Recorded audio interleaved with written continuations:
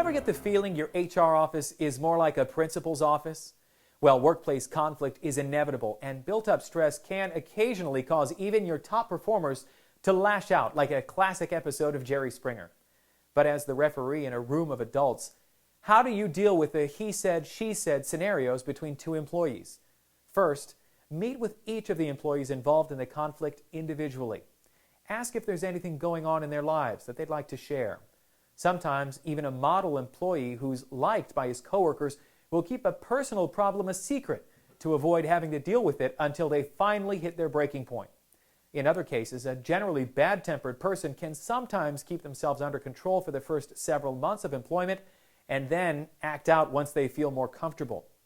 Regardless of the reason behind the outburst, you have to be very clear in letting the employees know that you're here to support them, whatever they may be going through. But you must emphasize that behavior of that nature in the workplace is absolutely unacceptable. Even when provoked by another employee, people need to understand that it's their job to remain calm and controlled and take appropriate action.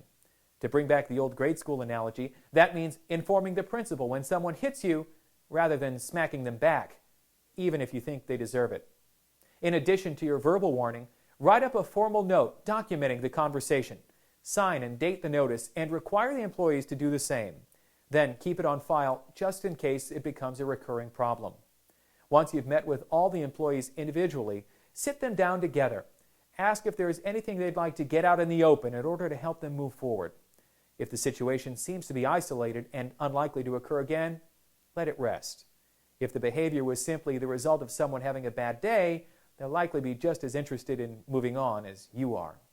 If tension still seems to be running high and it appears unlikely that the employees will be able to go back to being productive in their positions, bring in a third-party vendor to give a training session on behavior in the workplace. This may or may not help the situation, but it'll show that as the employer, you took every step possible to assist in rectifying the problem. If the training proves to be unsuccessful, then it's unfortunately time to move forward with the termination process for anyone who's unable to comply.